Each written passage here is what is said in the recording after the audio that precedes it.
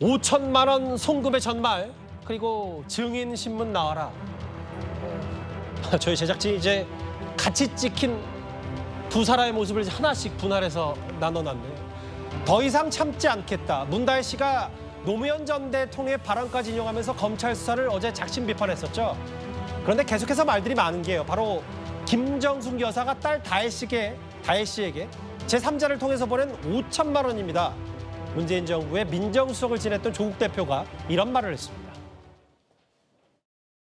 저도 사실은 상세한 내용은 모릅니다. 연락을 예.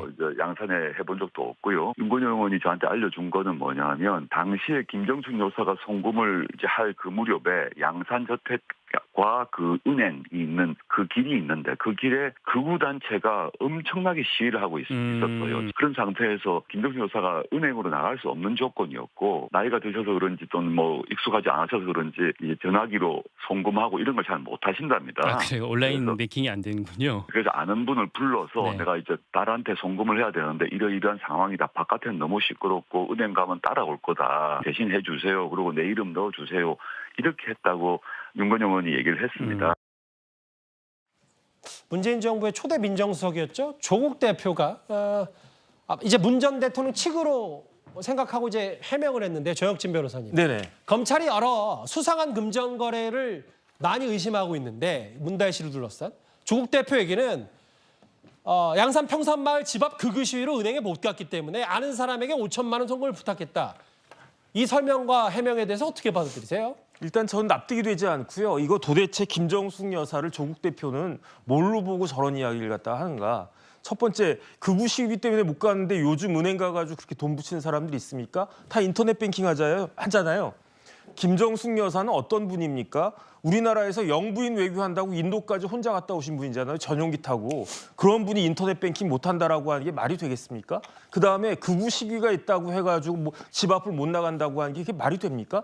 전직 대통령한테는요. 경호원이 수십 명 붙잖아요. 지금도 양산에는 전직 대통령 경호해주는 경호원들 굉장히 많을 텐데 그 사람들은 뭐하고 그 극우 시위하는데 영부인 밖에 나가지도 못하게끔 그렇게 합니까? 그런 경호원 다 잘라버리고 새로 다 뽑아야 되는 거 아니겠습니까? 그다음에 굉장히 이렇게 심하다라고 하면 예. 경찰 불러가지고 나갈 수 있으면 되는 거지 무슨 가택연금 당하는 겁니까? 조국 대표는 저렇게 상식에 부합하지 않는 저런 변명 같은 것들은 김정숙 여사에게도 전혀 도움이 되지 않는다. 저는 그런 생각이 듭니다. 정치현 변호사가 조목조목 비판하셨는데 다만 특히 타지말 순방 관련해서는 뭐 검찰의 수사가 넘어간 상태니까 그 부분이 정말 외유인지 뭐인지는 이제 검찰의 몫이 되겠고요. 집 앞에 대통령 이렇게 청와대에서 양산 평산마을 자택으로 이제 옮겼을 때 은행에 못 갔다. 그래서 5천만 원 송금을 부탁했다. 다음 화면을 볼게요. 그 다혜 씨가 어제 밤사이에 썼던 이 글, 경제공동체가 아니라 운명공동체다. 더 이상 참지 않겠다. 뭐 이게 언론에 선택적으로 뭐 5천만 원 돈 뭉치든 뭐 출판사 비용이든 이런 걸 선택적으로 노출하면서 본인들 망신 주기 아니냐라는 취지의 다혜 씨 얘기, 뭐 이런 정도로 읽힐 수가 있는데, 근데 다음 화면을 볼게요. 그 최진봉 교수님, 저희 그 채널의 정치부 기자들이 좀 여러 친문 사람들에게 좀 물어봤는데, 경제 공동체가 아닌 운명 공동체다. 이쯤 되면 막가자는 거죠. 등등 이제 노 전 대통령의 말까지 소환한 건 감정적인 불쾌감이고 우리와 상의하고 올린 것이 아니다라는 취지의 얘기를 저희가 어떻게 받아들일까요? 그러니까 일단 이렇게 보여져. 그러니까 저 말이 사실이라면 문다혜 씨 입장에서는 억울하겠죠. 본인이 뭐 그런 나쁜 짓을 하지 않았는데 저런 비난을 받게 되는 것도 아버지까지 연관돼서 여러 가지 비판이 있는 것에 대해서 억울함이 있을 거라고 저는 봅니다. 그러니까 그 부분을 표현하고 싶으면 감정적인 표현이 들어갈 수밖에 없어요. 본인과 관계되어 있는 글을 쓰고 또 문다혜 씨가 정치인 활동을 한 것도 아니고 예. 무슨 뭐 법률가에서 전문적으로 뭘 준비하고 글을 올렸다고 보이지 않습니다. 아마도 이제 본인이 당하는 이런 여러 가지 언론의 공격이든 아니면 정치권의 공격이든 이런 부분에 대해서 억울함을 표현하고 싶은 마음이 결국 이제 저런 글로 표현이 된 건데 실제적으로 이제 저 지금 친문계 의원들이나 아니면 법률팀 관계자 말처럼 실제 이게 법률적인 문제나 전략적인 문제에서 좋은 메시지 관리는 아니에요. 그러니까 감정이 너무 드러나서 표현을 하게 되면 그것이 어떤 형태로든 여러 가지 방법으로 해석되거나 이해될 수 있는 위험성이 예. 있는 거거든요. 그런 점에서 아마 저분들은 이렇게 얘기한 것 같고 저도 개인적으로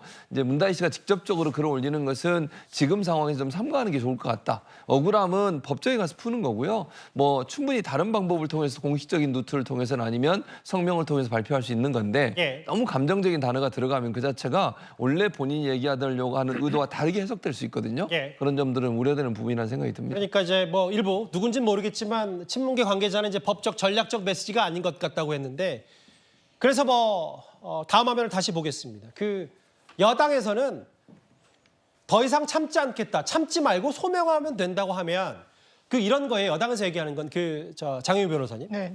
이거 이제 조국 대표가 문재인 정부에서 국정상황실장을 지낸 윤건영 의원에게 전해드린 이야기를 하면서 5천만 원 송금을 보탰겠다.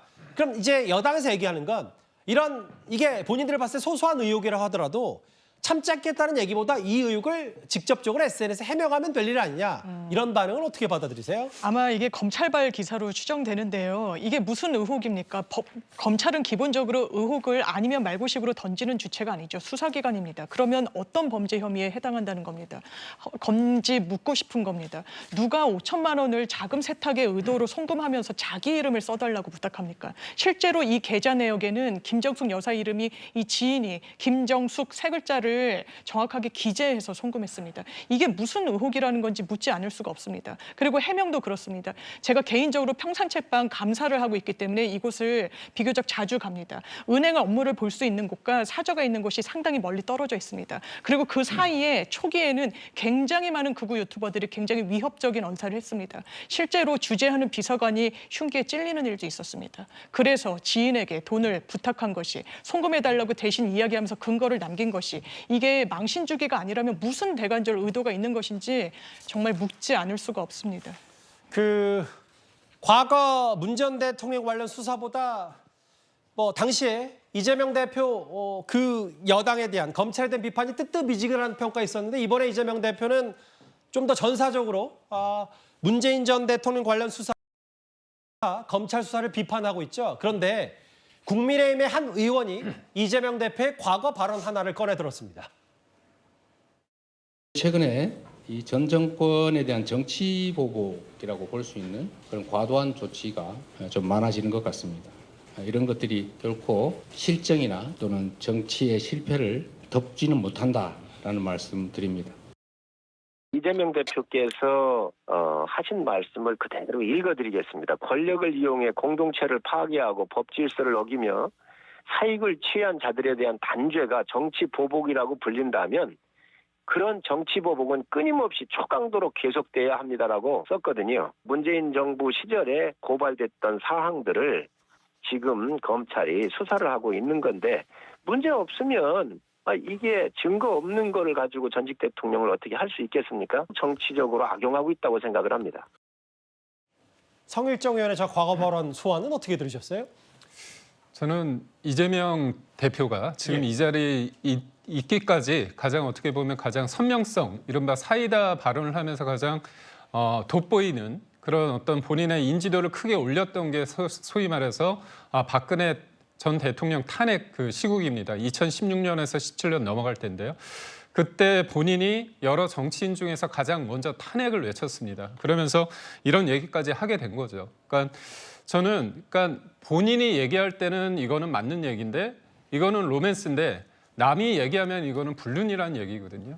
그러니까 이재명 대표가 얘기하는 부분에 대해서는 앞뒤가 안 맞고 무엇보다도 이재명 대표뿐만이 아니라 문재인 전 대통령마저도 본인 이른바 이제 이명박 전 대통령에 대해서 수사를 할 때 정치 보복이라고 하니까 뭐라고 얘기를 했냐면 분노의 마음을 금할 수 없다 이런 얘기도 했습니다. 그리고 문재인 전 대통령은 집권 시절에 추풍추상 이 표현을 굉장히 많이 했거든요. 그러니까 남에게는 봄바람처럼 대하고 본인한테는 굉장히 추상같이 엄하게 대한다고 했지만 예. 본인의 어떤 주변 인물이나 본인의 가족들에 대해서는 이제까지 어떤 해명도 직접적인 말도 아끼고 있거든요. 그래서 저는 님의 침묵이라고 할까요? 문재인 전 대통령의 침묵이 이런 부분에 대해서 전혀 도움이 되지 않고 만약에 문제가 있다고 한다면 예. 본인이 구체적으로 얘기를 하면 됩니다.